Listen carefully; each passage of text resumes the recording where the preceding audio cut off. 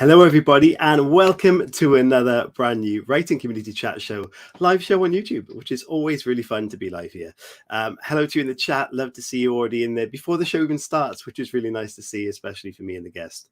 Another fantastic guest up for you tonight. If you can see that, then you'll know exactly who it is. If you're listening on the podcast, thank you for doing so, and you'll have to wait until I say who it is, although I'm pretty sure you'll see from the title. So Hannah King on the show last week, guys. If you haven't seen that show, what a surprise of a show, to be honest with you. Her story from writing in anthologies, short stories, into being signed and optioned is a fantastic story, and gives hope to all of us little writers out there that think that maybe something amazing could happen, and it really can, looking at that show. And Anya on the chat says, hello, this book looks so cool. It really does, and it's sat there behind me looking lovely and up in the top corner. The link to the author's website will be scrolling across the bottom. I've just put that up there for you. And yeah, so looking forward to another great show. It's going to be interesting. There's a few things that I can point out before the show starts. I think my hoodie that I've got now, I tweeted in the week. I've got some new merch out there. Fantastic. The Writing Dead, aimed at all of us tired, very caffeine-dependent authors out there. So if you like the idea of that and want to get in touch, the Writing Community Chat Show at gmail.com. Send me an email. I'll send you the details about how to purchase any of that merchandise, which of course supports this show and keeps it going. I was speaking to people on Twitter because in the week last week, in fact, on the VR headset, if any of you have got a VR, there's a big screen app. It's basically a cinema app, and I actually did something very cool with this last week. I set up a writer's room despite being in a cinema. And I had loads of people coming in from all around the world chatting to me about books and writing, and then I drop in obviously the podcast hints in there, and I had 7 subscribers from that as well. So if you're a writer and you're on, maybe someone in your family has a VR headset, it's quite worth exploring the possibilities of promotion of your book in there, because you just never know, and there's a lot of social rooms in there, so it may be the new thing that we could do as writers. If you do have a look into that, please let me know. I'll be very intrigued to see if people take that on board. But in the future, what I'll be trying to do is go on that big screen app. The thing was, there's a big cinema screen in there, and you can make a different environment. So I'm going to stream the show on there one day and then get more people into chat and explore our community of writers. So that sounds fantastic. What else was there? One more thing. Let's have a look. Okay. In the comments of this video, not specifically the chat, but in the actual comments, if you get the closest answer to this, I will give you a shout out on the show, which is something I'm doing every week now. All the Twitter pages, social pages for the show, we will give you a shout out. And the question is, how many Valentine's cards are sent each year in the US? So the closest number to that in the comments will get, in the comments of the video, will get a big shout out. So put your answers in there. And obviously that's next week. So happy Valentine's to you all. And I hope you're going to have a lovely time, even if you have a partner or not. I hope you celebrate either way. So enough chatting again for me. Let's talk about tonight's guest, and I'll get her on very, very briefly. Tonight's guest is the author of 2 books. Her first being The Waiting Rooms, which was called Stunning and Terrifying, which is always nice. And it was shortlisted for the Bridport Prize First Novel Award and was selected as Book of the Month by The Guardian just after its launch, which must have been fantastic. After The Waiting Room was released, our guest was described by Waterstones as an exciting new voice in crime fiction, and her latest book, Off Target, came out in January, which is that one. So I'll be very excited to see how things compare from obviously the first book, the second in that journey, and of course what the future holds. So ladies and gentlemen, please welcome Eve Smith. Hello, Eve. Hello, delighted to be here. Honestly, thank you so much for joining me. It's been a pleasure. And just before we came online, I mentioned how much technical difficulties I ran into. So I'm actually glad we can do this right now. Yeah. I hope you're really well, and thanks for joining me. Yes, thank you. Brilliant. How are things in Eve's world right now? Things are pretty exciting, actually, because the book, so you're right, it did come out as an ebook, but the actual print isn't released until a week today. So it's all kind of, it's been hotting up. I've been running around bookshops and trying to get stuff organized, and yeah, So it's frantic, but this is such a nice time. This is when it all hopefully comes together. Definitely. And I'm obviously very privileged to have this set right here, which is looking fantastic on that shelf. I must be honest. And that I'm cover loving that. It's very different, that cover, to what you would, I think I'd normally see on the shelves. Yes, I have to say the designer that Arenda, so I'm with an indie publisher, Arenda Books, and the designer they use, Mark Swan, I love his covers, and I really love what he did with both the waiting rooms and Off Target. It's just really clinical and spooky and exactly what you want in a cover. So yeah, it's nothing to do with me at all. Yeah. But he's a real maestro on the design front. Amazing. I always love the idea of someone else being in control of the covers, because that for me is like something maybe I'd want to have more control over. But then does it help giving you the options and they give you some design ideas? Does that help you as an author? Yes, it does. I mean, I would be useless, honestly. I have no artistic skills whatsoever. So what's nice is being with an indie, we might get into this. I think you do get a bit more involvement in the process. So I've heard from other people that you're kind of told what your book cover is going to be, and that's it. Whereas Karen, normally I get about 5 different options. And then, so I sit around the table with my family. I've got into this ritual, I say ritual, it's only happened twice, where I show them the options and we all vote. Wow. Well, that's a great thing to do, right? Oh, it's so fun because the kids really get into it, actually. And most of the time we have agreed. And then fortunately, I have also agreed with my publisher. I don't quite know what would happen if we vehemently disagreed. But to be honest, most of the time there's an obvious, outstanding one that you pick. So yeah, that's kind of how it's happened. That sounds great. I mean, do the kids ever disagree with you and the publisher? Does that ever go like, there's no choice here? Yeah, no, I did have to sort of talk my elder daughter down on the last one. This was not her pick, but the three of us were all united, so I'm afraid she had to give way. Amazing. Right, I'm intrigued to ask about how your family fit in, if they do fit into your stories at all. But what I'm going to do is play the video for round 1. Otherwise I'll forget and ramble on. Yes. So we'll do the road to writing and see how you got there in the first place. And then I might ask some questions along the way. So here is the video.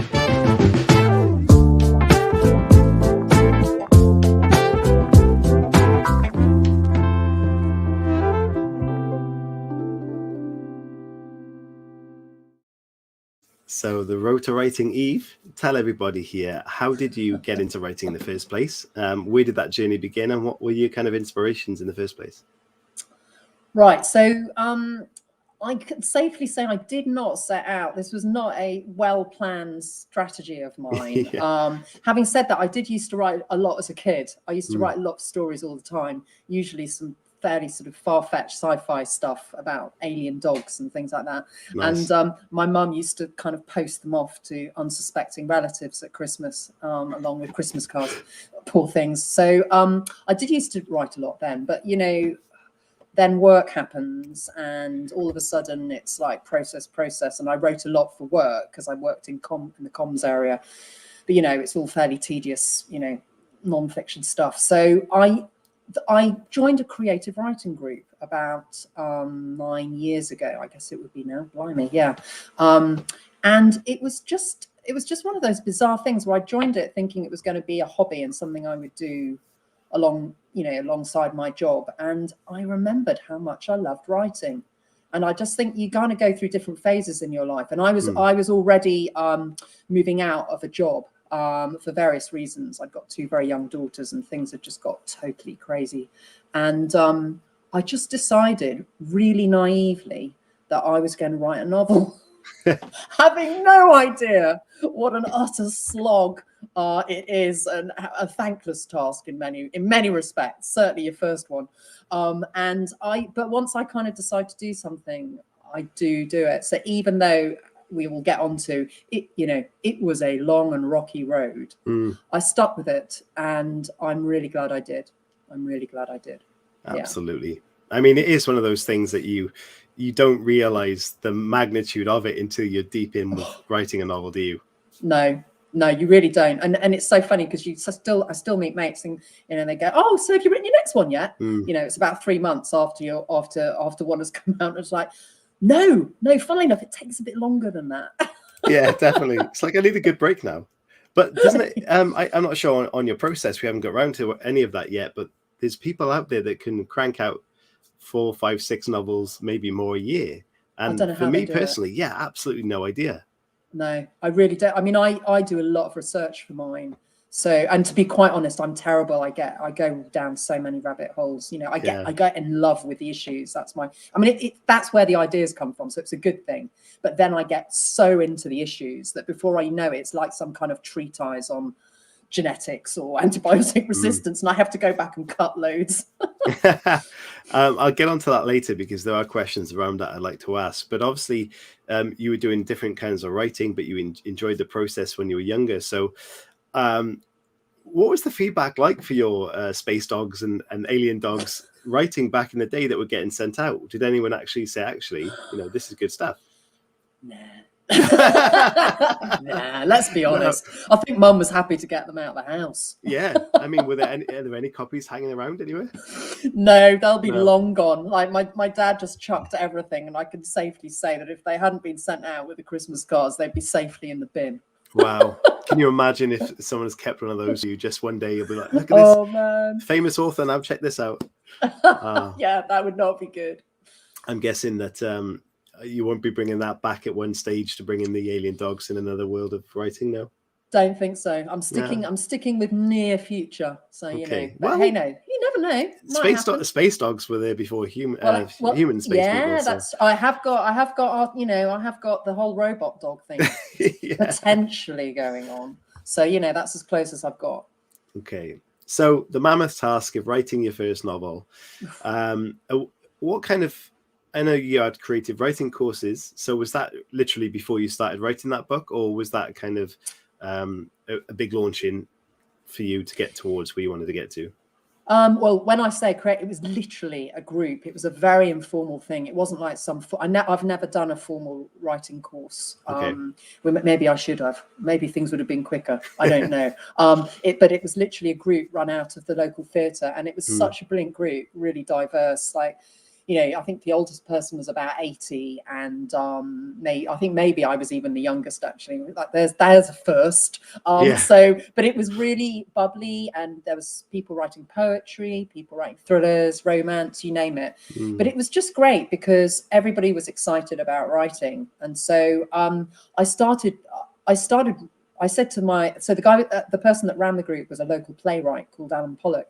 And I said to him, do you know what? I'm going to try and write a novel. And he was so lovely. He didn't say, oh, for goodness sake, you've only just come to the group.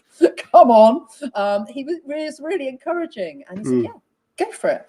And he said, what do you want to write? I said, I want to write a thriller. And he said, base it on, he said, if you want to analyze a thriller, Robert Harris, The Fear Index. I don't know if you've read that. Oh my God, it's good. It's really, really good. It's based all around AI and the sort of finance and sort of AI getting more and more powerful. It's just fantastic.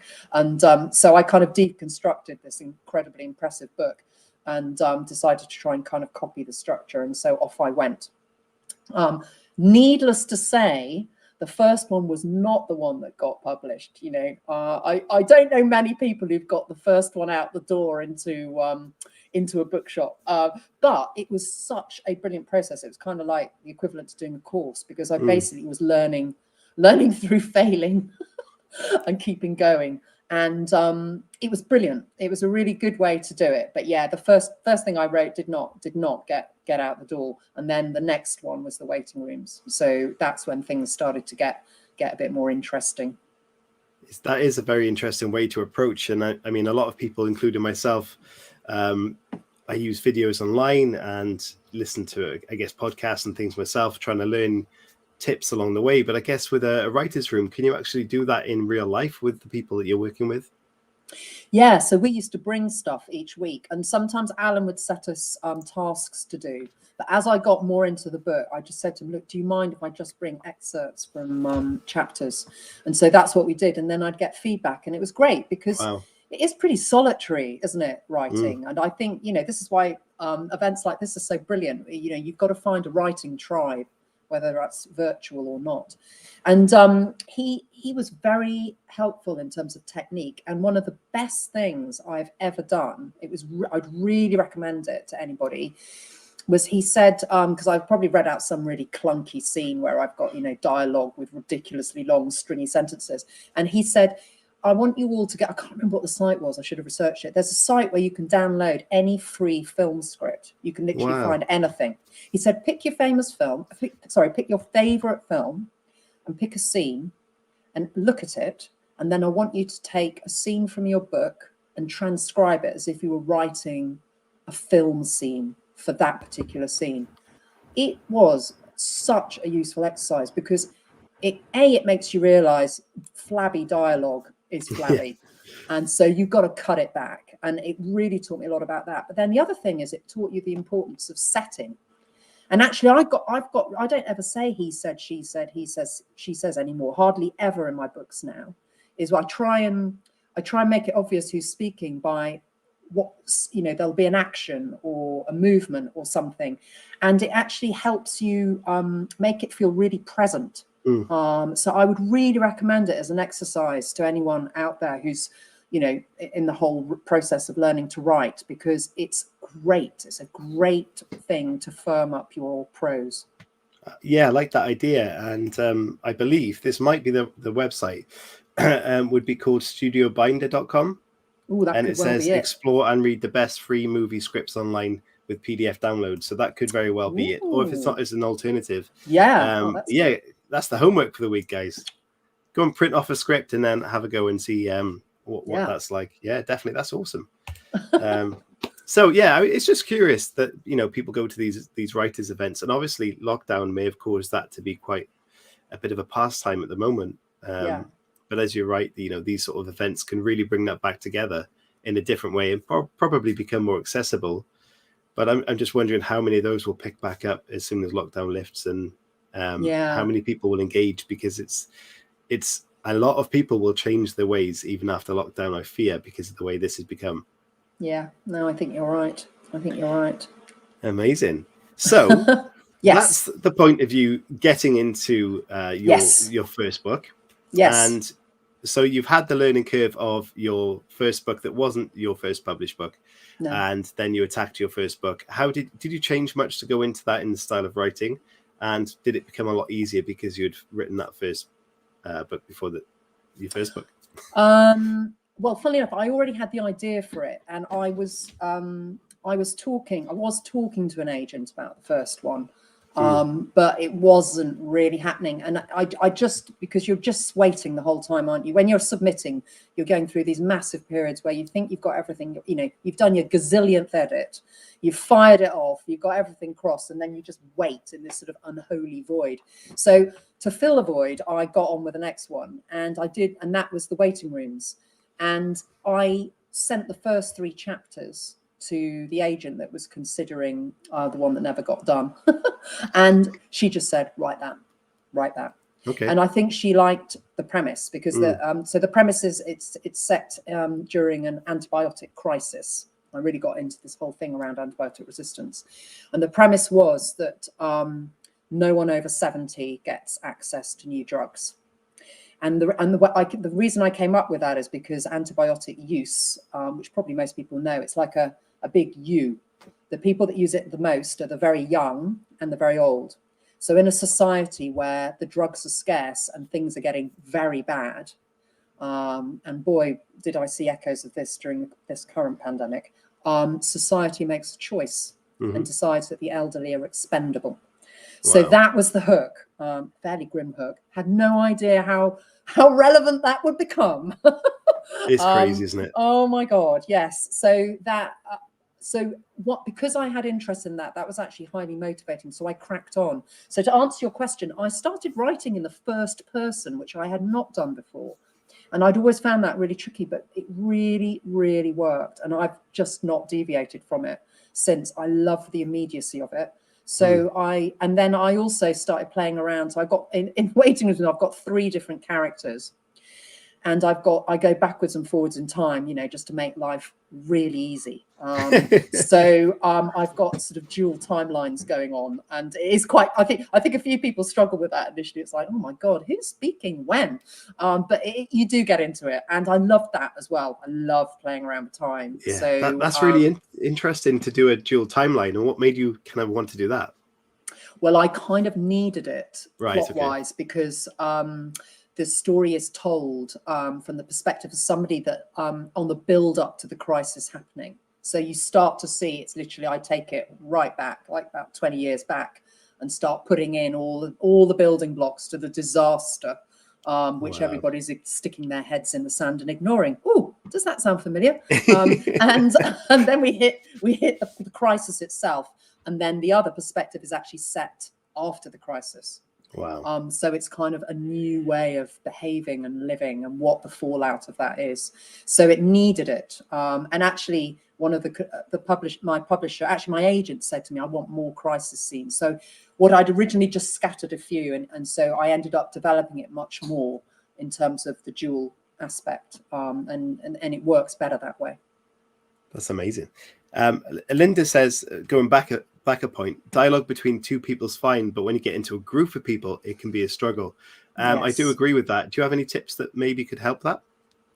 No, you are absolutely right. It becomes harder, but I would still say the rule stands that you can always do the he says, she says thing. I'm not saying that's bad at all, but you can achieve the same thing by just saying, you know, so-and-so swallows or moves to the counter, or you can still do it with an action or a setting if you want to. And obviously you don't want too many of those in there either, otherwise you're going to have some kind of swallow fest. But I still think you can indicate who is speaking through actions as well as he says, she says.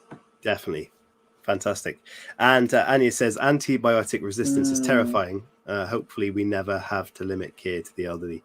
Of course, it's never been so apparent, as you mentioned. You know, we are facing a crisis globally right now, and 2 years on, and it's still an issue for us. So fingers crossed we are looking at the back end of it. But I'm very aware that in Britain we feel quite sheltered at the moment. I think, and looking outside that big shelter, there's a lot going on around the world still.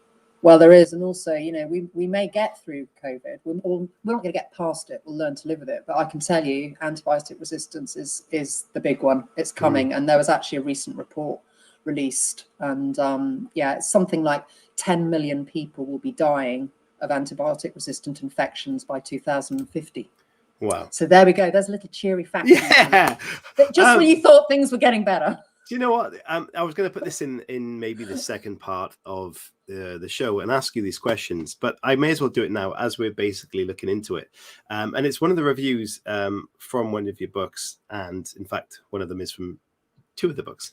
But it says this book it really hits the spot, and this is talking about Off Target.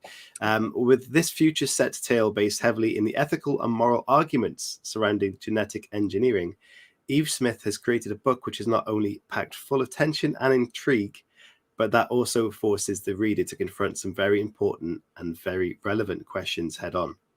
That is the start of a fantastic review.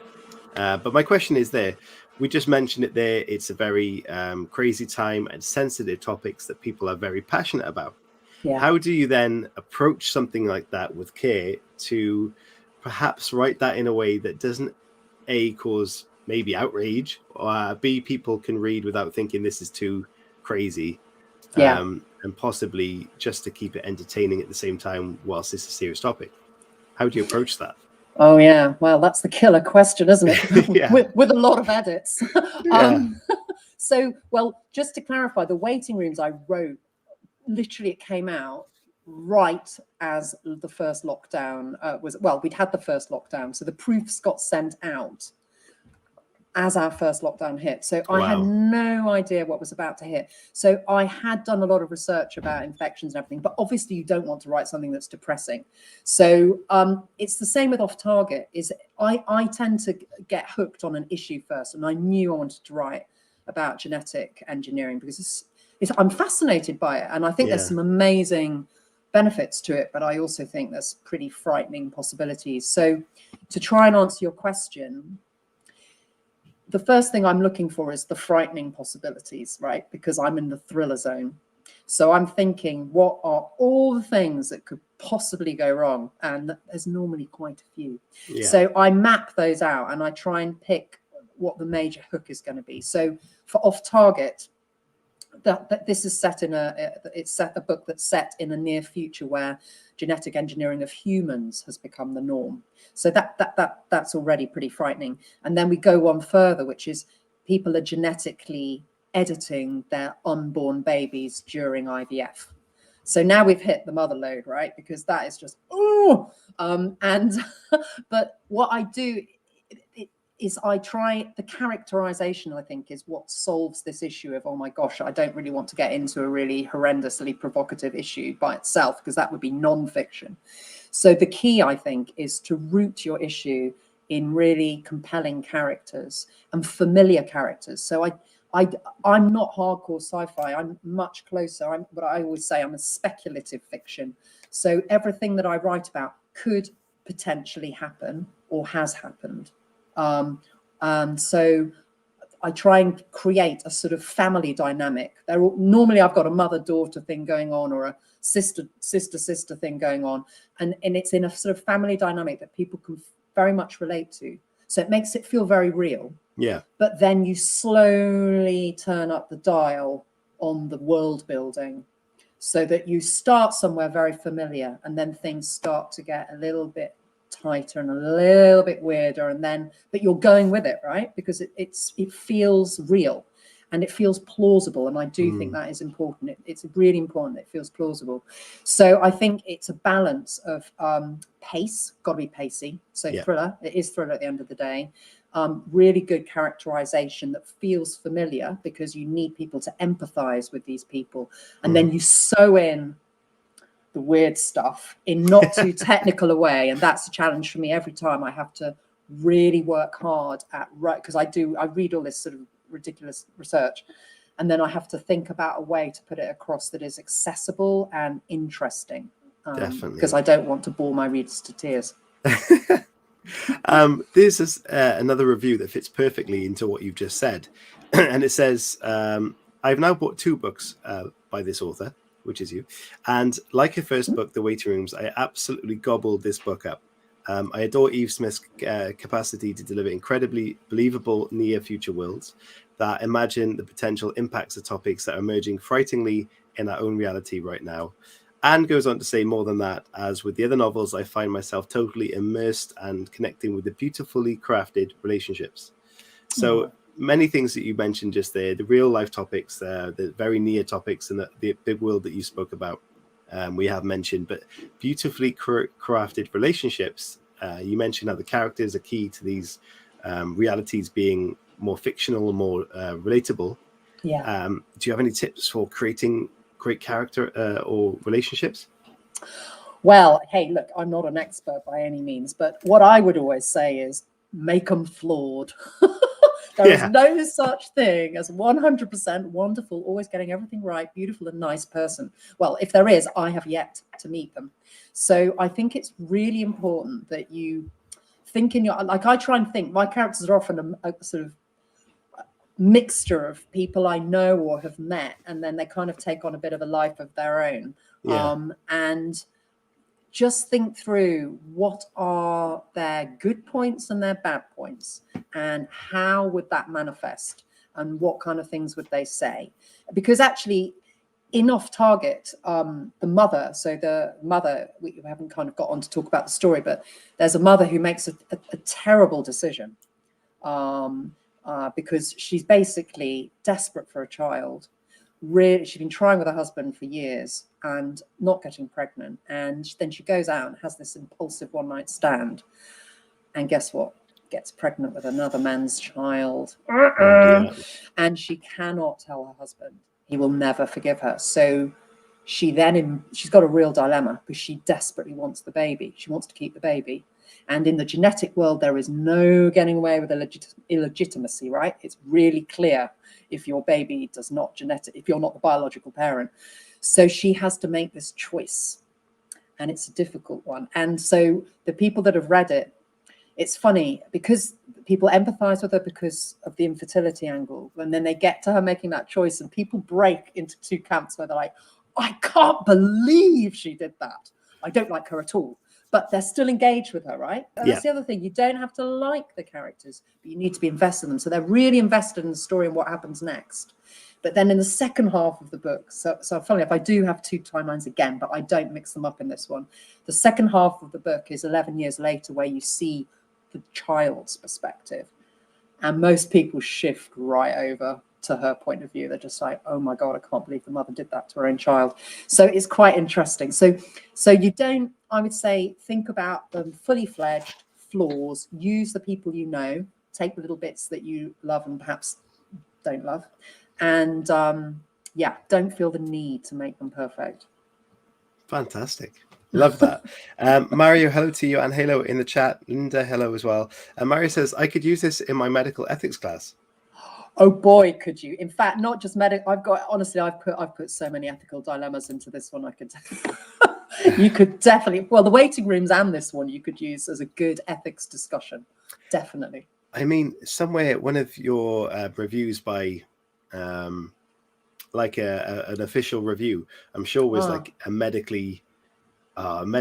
perfect medical thriller or something like that along that challenges ethics. It was a really perfect quote for that comment, which I can't remember, so I apologize. Yeah, the medical ethics. Yeah, I know. Well, there is a subcategory, believe it or not, called medical thrillers, which I'd never heard of before. But I'm kind of like, I'm not firmly in there. The genetics piece, I'm kind of in there. I'm not always going to write about medical things, but I am.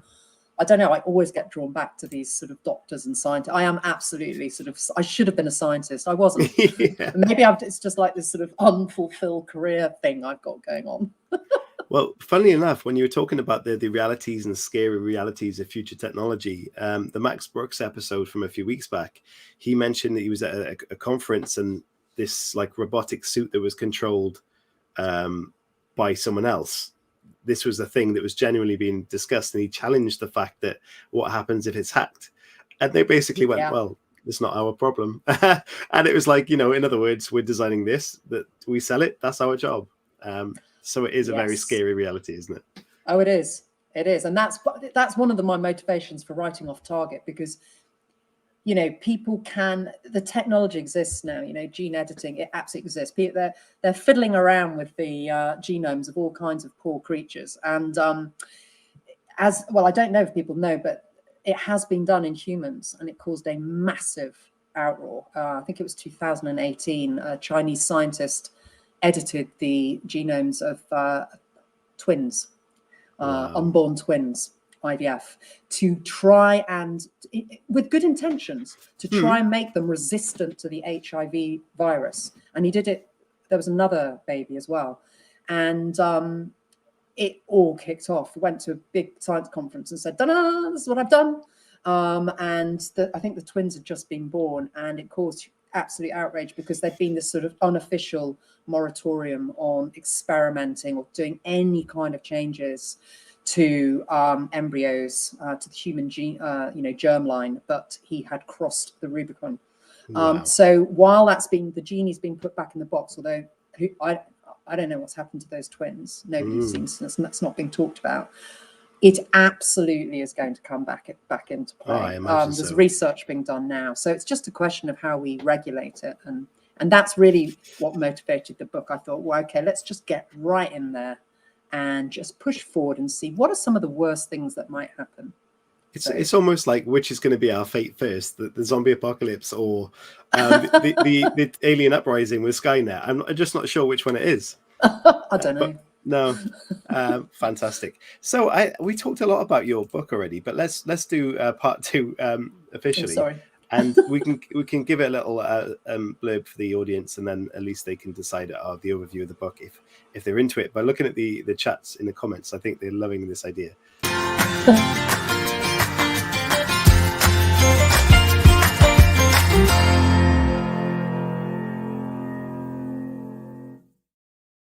Okay, then. Even though we discussed a lot about the story inside the story's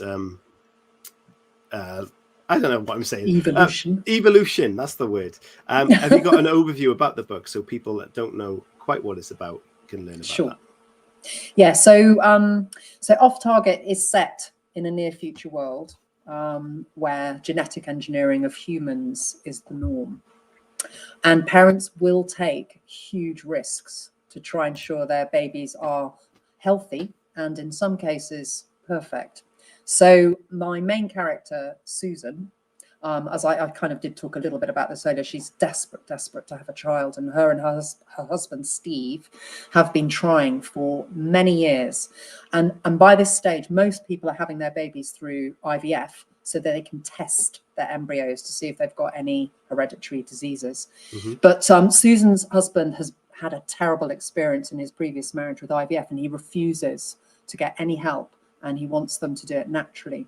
So, Susan's 4 years in, nothing's happening. And after a particularly terrible night before Mother's Day, she goes out, has a few too many, and ends up having a one-night stand with this guy, and hey presto, gets pregnant.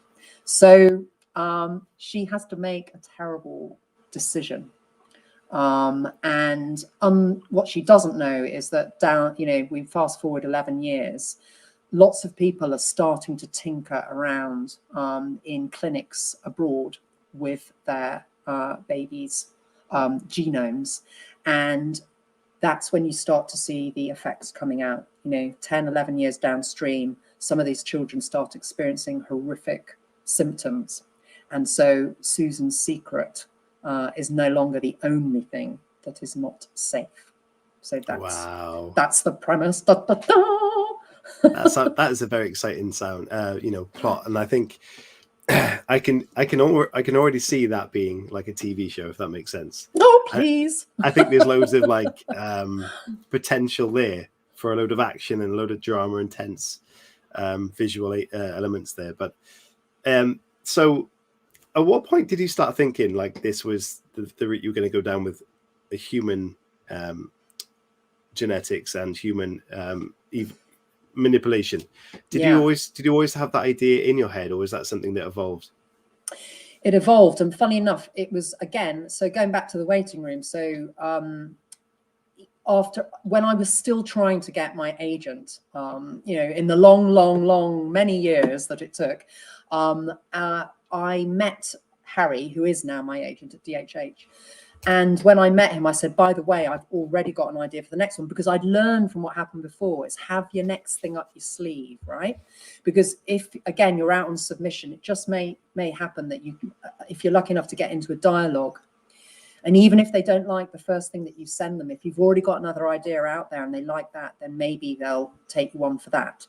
So because it's been going on so long, I'd actually started penning the next one as well. So you've got to live in hope, right? That something's going to happen at some point. So I'd actually just started to write it, and I did a little synopsis of the next one.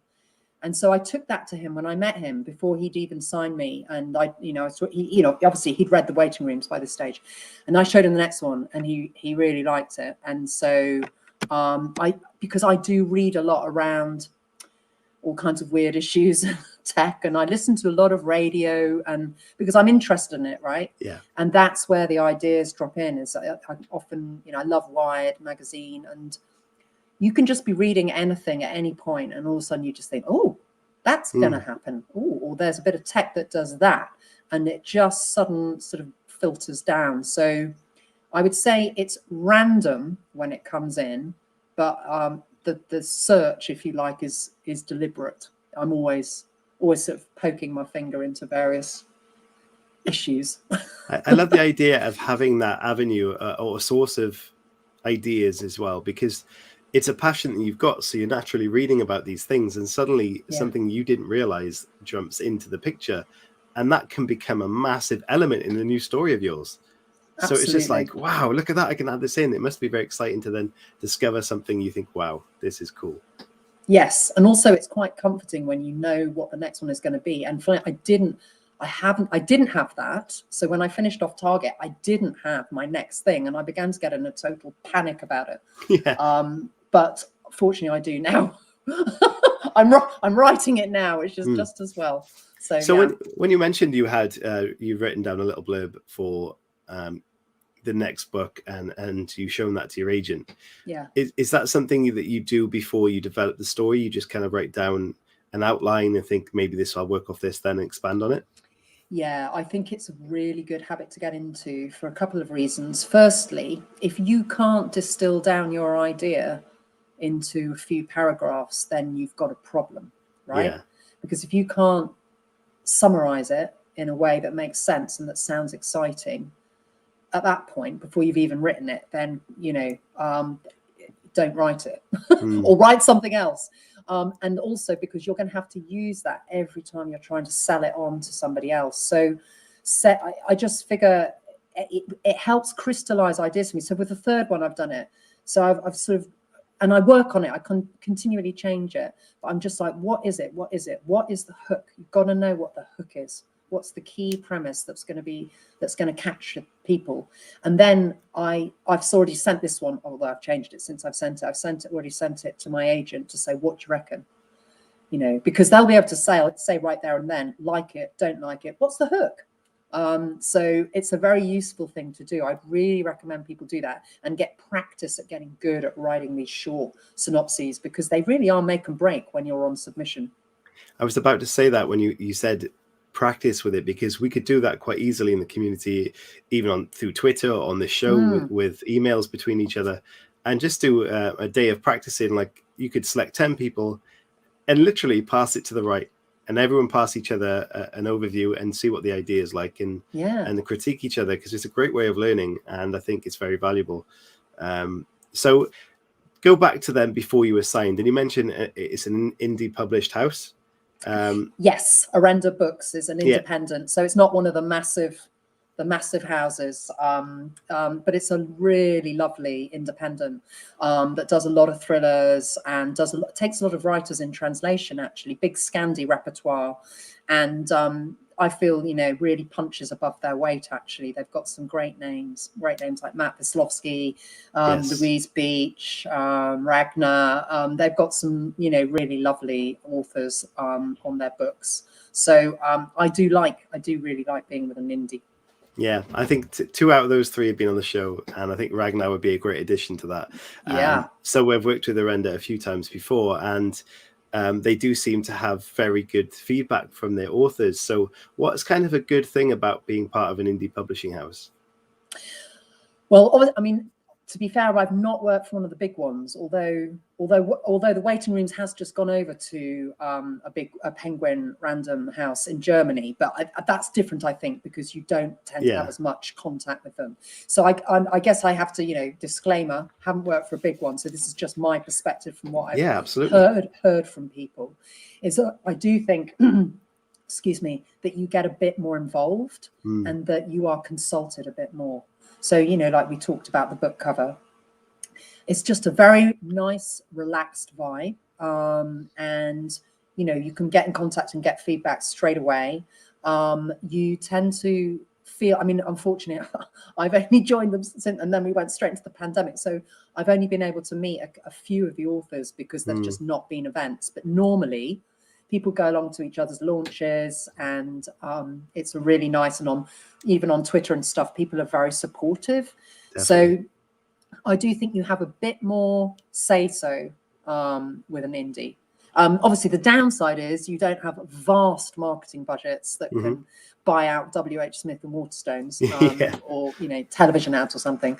You don't have that, but Arenda were very well placed at the start of the pandemic because they've got a very strong links with a good blogging community. And of course, when the pandemic hit and everything locked down, all this stuff had to move online. So it was very interesting actually to watch what happened. So a lot of the advantages that the big players have, suddenly, everybody had to shift online. And around, I'm currently in the middle of my blog tour. That's why those lovely reviews are out. They're just so amazing. The blogging community, I just think they're incredible. Don't get paid. They do it, in their own time. And I found that really helpful. Yeah. Right when you're just trying to get into launch and you're a bit anxious about what people are going to say and think. you've got this supportive blogging community out there, and they've been amazing. It does seem like being part of that, say, an indie publishing house, no matter kind of the size or the structure. I mean, I assume a lot of these would be kind of similar, but you never know. But what it sounds like with Arenda, it could be a great family vibe to it. Like you feel you're really part of something, a unity that with everyone works together to help raise each other's platform. And it just sounds like a real nice thing to be part of. And especially if you're someone trying to make it as an author, to then fit into this family must feel very embracing and rewarding. It does, you know, and it's funny because people that I had not met, I'm still, you know, like I mentioned Avais Khan earlier, and he recently got, so he got signed last year with Arenda. And he has an amazing book called No Honor, about honor killing in Pakistan. And I would really recommend it. It is a beautifully written book. And him and I we just got chatting on Twitter. And, you know, you feel like you get to know these people. It's incredible, really. And, you know, and Katie Allen. So Katie has written a lovely book called Everything Happens for a Reason, which really brings out the whole, you know, really heart-bending issue of stillbirth in a beautifully, you know, it's actually really uplifting story. And I met her, finally got to meet her, because we did go to a launch, an Arenda launch, and it was so nice because we'd had lots of chat and everything, and, you know, around, you know, if you have highs and lows, don't you, as a writer? And I just feel it's a very supportive community, and it's, as I said, it's solitary being a writer, so you do need this support. Amazing. It sounds brilliant. Okay, what we're going to do, the last part of the show, we're just under 15 minutes left. I'm going to send the questions out, the platform for you guys to ask the questions to Eve yourself. So if you have questions, please send them in now, and I will get on with some staple questions before yours come in. So part 3, community questions. Here we go.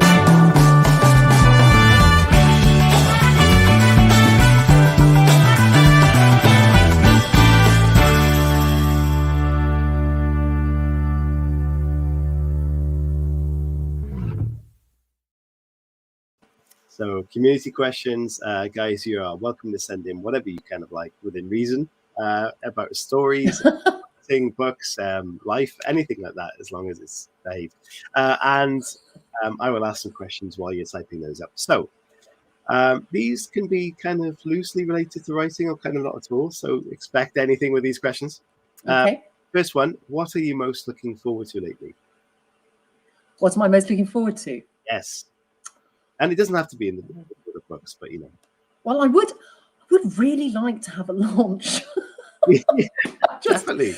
The waiting rooms we didn't. This one we're not doing it on the day because COVID. There's still too much COVID around. I think there is going to be some kind of event at some point, but I would really just to get people together that have been so supportive during the book. And everything. I just would really like to have that. It's kind of basically because it's a party, right? And who doesn't want to have a party? And you just feel when you've been grinding along to get the book out that this is sort of the culmination. But I am going to have a few drinks with just a few close mates next Thursday night. So that will be my mini one. Next Thursday night. If I remember on the show next week, I'll have a beer on the show for you then. Oh yeah, raise a glass. Definitely. I mean, that must be really frustrating because it's like you say, it's the excitement of getting that book out there finally, and it's like we're still stuck in this lockdown. But I hope you get to that, and I really do hope that works out. But exciting times. Okay, what book would you take to a desert island? You could only take one. Oh crikey! Well, when people ask me what my favorite one is, it's really hard, but I do really love The Poisonwood Bible by Barbara Kingsolver, which is probably an unusual choice, people think, because it's not speculative fiction at all. It's a really beautifully written, harrowing story of a missionary that takes his family out to the Belgian Congo, and guess what? It all goes pretty horribly wrong. But it is so beautifully written, and it's that whole mother-daughter. There's a mother with 3 daughters. You see, I'm a bit hung up on that. So I'd love to reread that. Yeah. Have you ever seen No Escape, the film that was on Netflix with Owen Wilson in it? Oh, I don't think so. That Remind me the is plot. so basically he's a Writing it down. contract worker that goes out to some country. It's kind of like neighboring Vietnam. Oh, And okay. he's an American in this building, and then there's a big coup and they overthrow the government, but they start kind of killing all the foreigners. And he, Oh. his wife and children, and trying to escape all of that. And it's so tense, it makes you sweat. I'm gonna. But that sounds definitely like gonna you'd really watch like that. Yeah, no, I've written that down. That's right Yeah, up my street. That definitely is. Okay, so moving on. What one person would you like to go on an adventure with? And last week we kind of stumbled on this because they said, can they be dead people? Not come back to life, but like if they were alive. So yes, we'll open it up to anybody, past or present. God, you see, that is difficult, isn't it? An adventure, though. It's got to be an adventure. Yes. Or if you really struggle, someone to go to the pub with, I guess. But well, I've just binge watched Afterlife, and I have to say I would take Ricky Gervais.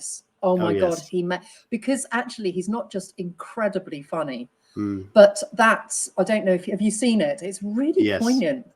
I just think it's a brilliant mix. Like 1 minute you're literally screaming with laughter, and the next minute you're actually like woo, tearing up. Very much so. Yeah. I think I'd take Ricky Gervais. That's a great answer. Yeah, we mentioned this the other day. There was like loads of people tweeted for him to come on the show, but he never saw it. I was gutted. But that would be what an interview that would be. Yeah. Okay. What's the last book or film you read or watched? God, what have I just read? Oh, for goodness sake, Eve. I have just read something amazing. Hang on. I can't believe it. I'm shuffling around here because I haven't read anything in the last couple of weeks because everything has been absolutely. That's all right. You can always skip a question. I don't mind. No, it's really annoying me because I did just read something absolutely amazing and now I've blooming forgotten what it was. Oh, how bad am I? I tell you what I did read. You're going to think that I'm a complete horrendous marketing show, but I did read 3 months ago, The Rabbit Factor. Yes. By Antti I still don't know how to say Antti's. I don't know how to say Antti's second name. Antti Tuominen. And that was the launch that I got to finally. And oh my word, that is a funny book. That is a very funny book. I did have Antti on the show as well one time ago. And of all the names I get wrong, I actually got that one okay. Antti Tuominen, I believe it is.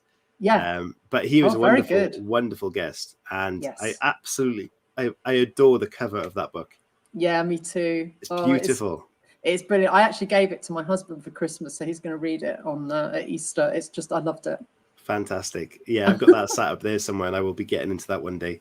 Okay, so if you could take a character from fiction, literature, books, TV, film, and make that character your own, whether put it into your own story or write a new story with, what character would you take and why?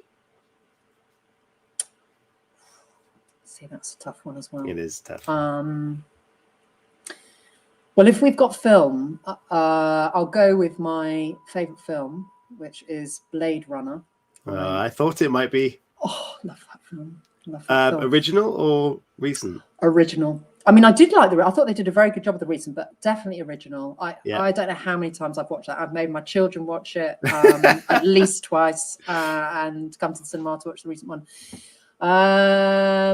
Well, I think it might have to be Roy Batty. That's such a ridiculous name, isn't it? Rutger Hauer. Should we say Rutger? Because that sounds a little bit more sexy. I might have to take Rutger Hauer. Yeah, I love that final scene. Just would you add to your books, or would you like to create a new story with that character? Well, he could potentially fit into the one I'm currently writing now. There you go. Yeah. Amazing. Good. Yeah. Okay. I'll hurry my questions because there are a few in there. Okay. If you could take the ending of anything, again, TV, film, books, and change that ending for good reasons or bad reasons, what ending would you change? So another majorly favorite book, which again won't come as a surprise to you, is The Handmaid's Tale. And have you read it? Have you I've never read it. So if you read the book, it ends where Offred, so Offred is the handmaid, the main character, and the eyes are the bad guys, right? They're the secret service of the state of Gilead. The eyes come for her, and they come and take her away, and you do not know, and it's cut off really deliberately, abruptly, and you don't know if the eyes are really the bad guys, the secret police, or whether actually they're part of Mayday, which is the resistance, and it's a cunning disguise to get her out. And so it cuts off deliberately, like really sharply. And then Margaret Atwood has treated it as if it's like there's these academics that talk about it afterwards, going, when we discovered these letters that were written by Offred, and we don't know what happened to her or anything. And so you're left hanging. And whilst it's actually a brilliant ending, but I remember getting to the end going, oh my God, no, I need to know what happened to her. And then fortunately we had the TV serialization, so we can imagine lots of endings. So it's not to say it's not a bad ending, but I was left totally hanging. Okay, I got two more from you very quickly, and we'll get into those questions that come up. What would you sing at a karaoke night? Oh my God, I did do a bit of karaoke in my youth. Yeah, yes, done a little bit of that, and I think my best one was "Money, Money, Money" by ABBA. Fantastic. Why not? And the last question I've got for you is: what does literary success look like for you? Well, you know what? When I started out, this was what success looks like, and it's still the same, no matter how all these funny little targets you set yourself, which is if I can make somebody think something or feel something, I'm happy. And I read reviews. I do read every review, and every time I read that somebody's felt or thought or whatever, it makes me happy. It's amazing, isn't it? That's a superpower. I think that is one of the best goals you can have, because you're almost always going to be satisfied to some extent there. And it's not an extreme goal that you're not going to achieve. It's right there, and you're achieving it already. So that's brilliant. And I think that's a great answer. So let's get to the questions that have come in before we wrap this up. And Anne Yipperville, thank you so much. Do you have a favorite Michael Crichton novel? Oh, yes. I love them. Well, funnily enough, as research for Off Target, I read Next, which I wouldn't necessarily have read before. And that is one that's set in genetics. And it is frightening and hilarious. I didn't know how funny Michael Crichton could be. He's got orangutans that can speak and swear in multiple languages. And he's got this guy that stumbles in and inadvertently gives his brother this terrible genetic cocktail. And there are so many classics in there, but there's a very serious message. So for me right now, it's definitely Next. I'd really recommend it. That sounds brilliant. Yeah, it's an absolute firecracker, honestly, but it's got a very serious message as well. Okay, Annie's got another question there. Sillier question. Would you rather face down a T-Rex or a Velociraptor? I reckon a T-Rex, because they are so massive, you stand a tiny chance of being able to sneak around a claw, whereas the Velociraptors, they've got you, man. You're gone. Do you reckon? Oh, I guess, yeah, I think either way is not looking good, is it? It's not looking good. No. Okay. This is a show classic. Brandon, he's already guessed your answer, what he thinks you'll answer. So I'm intrigued to see. Oh, I like that. Okay, so he says Star Wars or Star Trek? It's going to be Star Wars. Let's see what he suggested. I bet she says Star Wars. I'm watching the Book of Boba Fett right now with my daughter, loving it. Oh, Mandalorian, I love that. Yeah. As a fan of Star Wars, there's an old question related to this we used to ask, and it is, who is a better villain? Is it Darth Maul or Kylo Ren? Got to be Darth for me. I'm old school. I'm old school. Yeah. Yeah, he's a bit rubbish. Okay, a couple more. One more. Let's have one more. Okay, if you had a box of magic where anything you wanted was inside, what would you pull out? That's a wicked question. Thank you. Oh my lordy. That's such a good question, isn't it? What would I pull out? God. I'd pull out a monumental global carbon guzzling machine that could get us out of this shit that we're in. Am I allowed to say that? Absolutely. Am I allowed to say that? Yeah, you can swear on the show. Oh, fantastic. I Yeah, should have that's told you what at the I would start. do. We would have had F's and Jeffs all the way through. Oh, God. No. You would have done, actually, Paul. That's not. Absolutely fine. Yeah, that's what I'd do. Yeah, I'm not entirely sure what I'd pull out of a box, but I'll get back to you on that one on Twitter. Okay, guys, thank you so much for tuning in. It's been an absolute pleasure to speak to you, Eve. What a fantastic show. With thanks you. for having me. And some brilliant answers and tips in there as well. So definitely check out the website, which is in the description of the show. You can click on the link, or it's scrolling across the bottom of there somewhere. You can have a read of it as well. And remember how many cards are sent on Valentine's Day or for Valentine's in the US. The closest answer to the number in the comments of the video will get a big show shout out. And happy Valentine's to you all, as I said before. Single or not, enjoy the day, and I'll see you next week. Bye. Bye, guys. Thank you.